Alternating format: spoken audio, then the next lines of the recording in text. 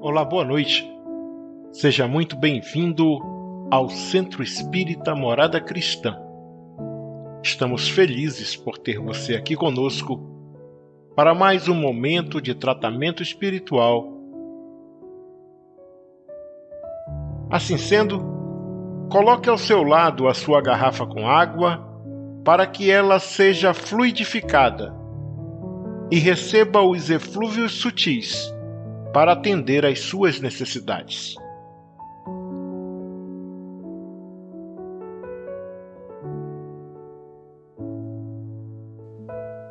Hoje vamos iniciar o nosso tratamento com a leitura do capítulo 7 do livro Boa Nova, de Chico Xavier, pelo espírito Humberto de Campos, editora FEB, cujo título é A Luta contra o Mal. De todas as ocorrências da tarefa apostólica, os encontros do Mestre com os endemoniados constituíam os fatos que mais impressionavam os discípulos. A palavra diabo era então compreendida na sua justa acepção. Segundo o sentido exato da expressão, era ele o adversário do bem, simbolizando o termo dessa forma todos os maus sentimentos que dificultavam o acesso das almas à aceitação da Boa Nova, e todos os homens de vida perversa que contrariavam os propósitos da existência pura que deveriam caracterizar as atividades dos adeptos do Evangelho. Dentre os companheiros do Messias, Tadeu era o que mais se deixava impressionar por aquelas cenas dolorosas. Aguçavam-lhe sobremaneira a curiosidade de homem os gritos desesperados dos espíritos malfazejos que se afastavam de suas vítimas sob a amorosa determinação do Mestre Divino. Quando os pobres obsidiados deixavam escapar um suspiro de alívio, Tadeu volvia os olhos para Jesus, maravilhado de seus feitos. Certo dia, em que o Senhor se retirara com Tiago e João para os lados de Cesareia de Filipe, uma pobre demente lhe foi trazida, a fim de que ele, Tadeu, anulasse a atuação dos espíritos perturbadores que a subjugavam. Entretanto, apesar de todos os esforços de sua boa vontade, Tadeu não conseguiu modificar a situação. Somente no dia imediato, ao anoitecer, na presença confortadora do Messias, foi possível à infeliz dementada recuperar o senso de si mesma. Observando o fato, Tadeu caiu em sério e profundo cismar. Por que razão o Mestre não lhes transmitia automaticamente o poder de expulsar os demônios malfazejos para que pudessem dominar os adversários da causa divina? Se era tão fácil a Jesus a cura integral dos endemoniados, por que motivo não provocava ele de vez a aproximação geral de todos os inimigos da luz, a fim de que, pela sua autoridade, fossem definitivamente convertidos ao reino de Deus? Com o cérebro torturado por graves cogitações e sonhando possibilidades maravilhosas para que cessassem todos os combates entre os ensinamentos do Evangelho e os seus inimigos, o discípulo inquieto procurou avistar-se particularmente com o Senhor, de modo a expor-lhe com humildade suas ideias íntimas.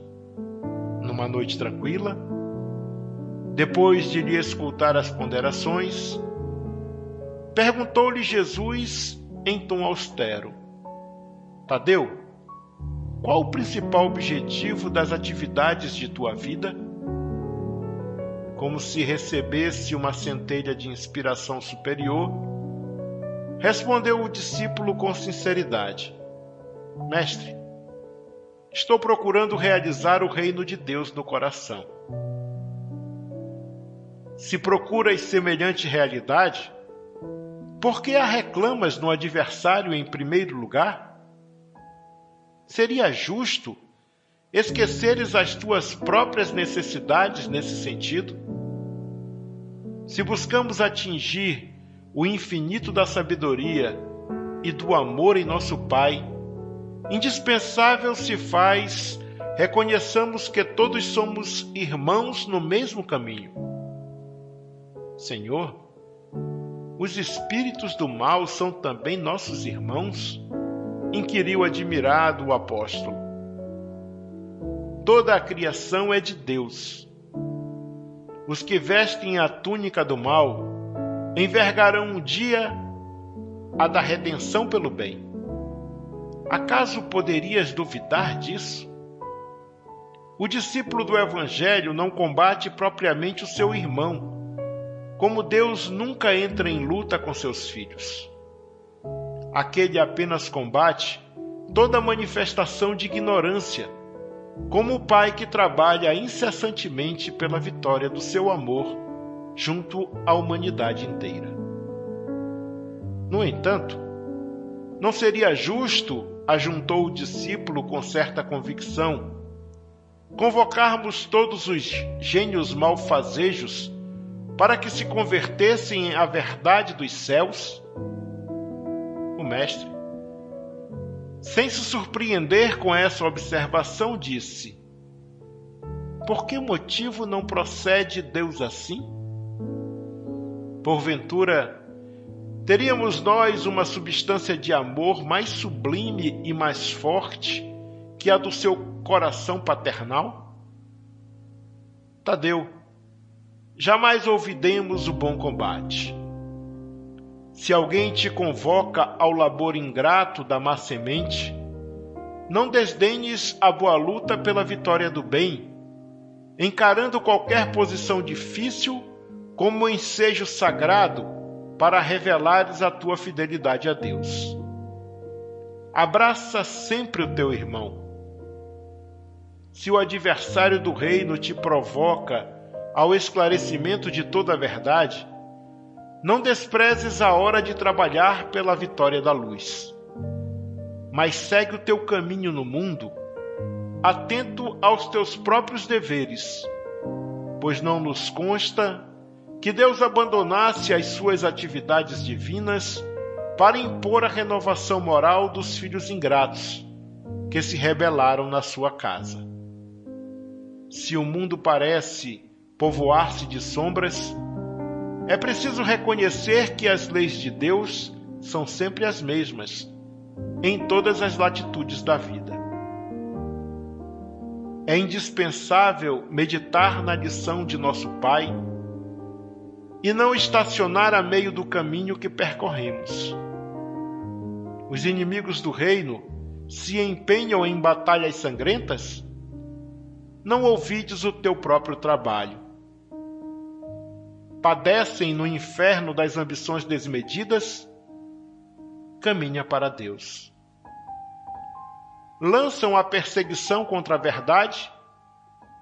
Tens contigo a verdade divina, que o mundo não te poderá roubar nunca. Os grandes patrimônios da vida não pertencem às forças da terra, mas às do céu. O homem que dominasse o mundo inteiro com a sua força, teria de quebrar a sua espada sangrenta ante os direitos inflexíveis da morte. E além desta vida, ninguém te perguntará pelas obrigações que tocam a Deus, mas unicamente pelo mundo interior que te pertence a ti mesmo, sob as vistas amoráveis de nosso Pai. Que diríamos de um rei justo e sábio que perguntasse a um só de seus súditos pela justiça e pela sabedoria do reino inteiro? Entretanto, é natural que o súdito seja inquirido acerca dos trabalhos que lhe foram confiados, no plano geral, sendo também justo se lhe pergunte pelo que foi feito de seus pais, de sua companheira, de seus filhos e irmãos. Andas assim tão esquecido desses problemas fáceis e singelos? Aceita a luta, sempre que forem julgados dignos dela, e não te esqueças, em todas as circunstâncias, de que construir é sempre melhor.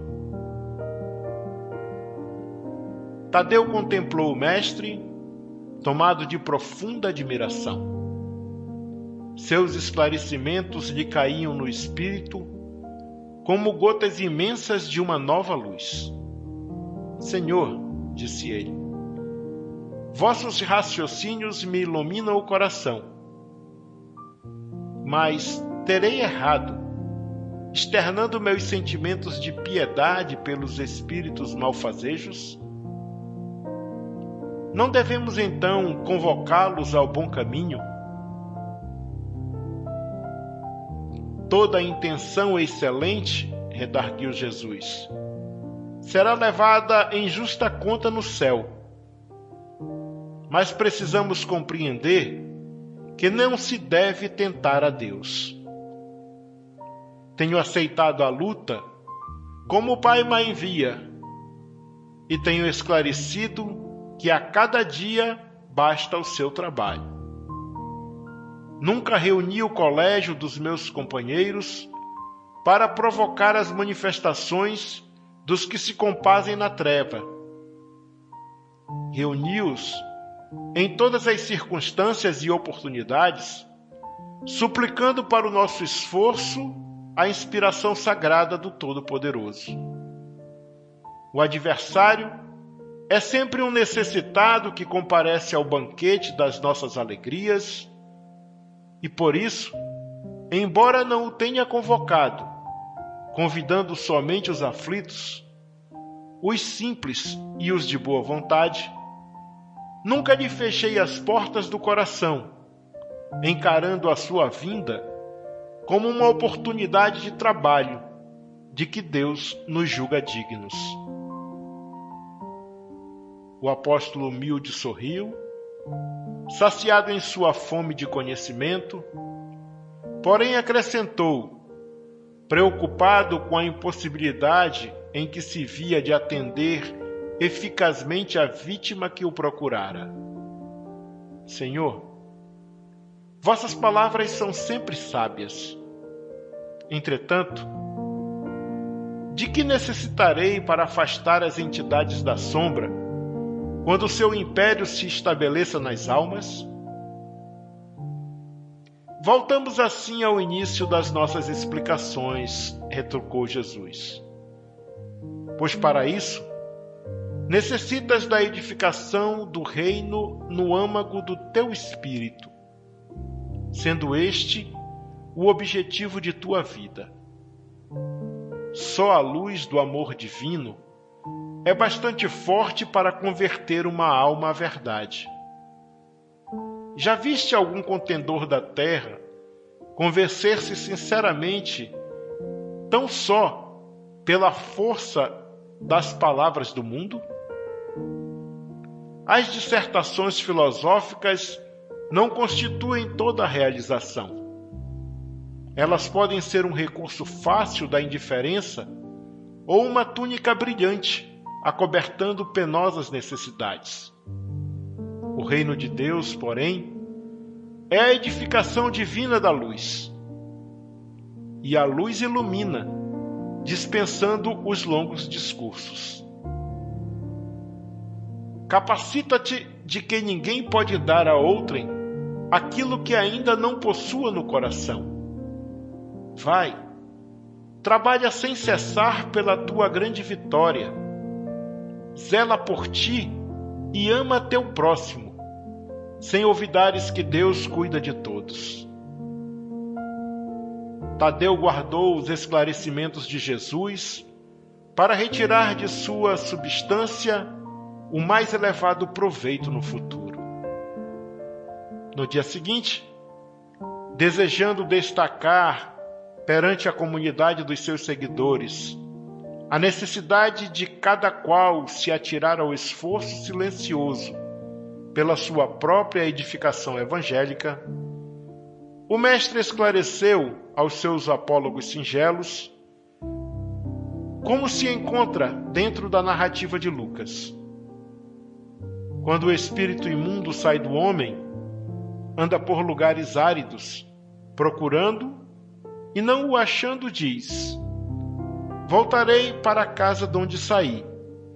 E ao chegar, acha-a varrida e adornada. Depois, vai e leva mais 7 espíritos piores do que ele, que ali entram e habitam. E o último estado daquele homem fica sendo pior do que o primeiro. Então, todos os ouvintes das pregações do lago compreenderam que não bastava ensinar o caminho da verdade e do bem aos espíritos perturbados e malfazejos, que indispensável era edificar-se cada um a fortaleza luminosa e sagrada do reino de Deus dentro de si mesmo. Que assim seja.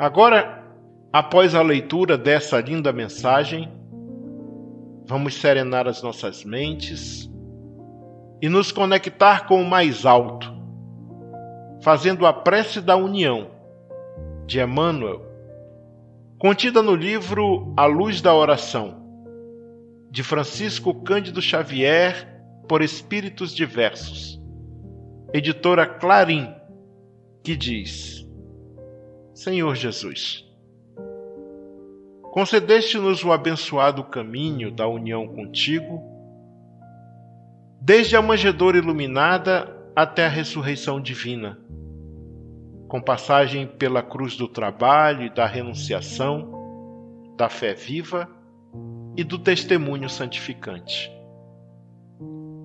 Viajores que somos na estrada redentora que a tua misericórdia nos desdobra no campo da vida eterna, rogamo-te ainda luz para as nossas sombras, certeza para as nossas dúvidas, esclarecimento às nossas hesitações.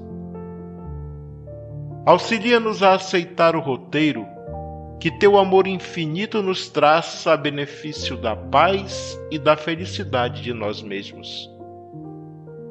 Que o sacrifício seja para nós uma bênção, a luta uma escola de aperfeiçoamento sublime, o serviço a oportunidade salvadora, o obstáculo o ensinamento maior, o sofrimento um mestre sábio e eficaz. Que as nossas dores sejam emissárias de alegrias, que os espinhos da estrada permaneçam adornados de flores para os nossos corações e que os percalços e lágrimas da senda constituam renovadas esperanças para nossa alma sequiosa de tua luz. Assim te suplicamos, porque a nossa união é alegria para os tristes, vitória para os vencidos, consolo para os desesperados, sementeira de imperecível ventura para quantos prosseguem a retaguarda, aspirando um mundo melhor. Desse modo, Senhor, agradecendo-te a caridade divina da paz com que nos felicitas a alma, neste dia de abençoada luz, esperamos que o teu amor viva em nós infinitamente e que a tua misericórdia nos acompanhe em todos os passos da redenção espiritual, convictos quanto estamos de que em ti encontramos o caminho, a verdade e a vida com eterna libertação. Cumpra-se em nós a tua vontade, hoje e sempre. Que assim seja.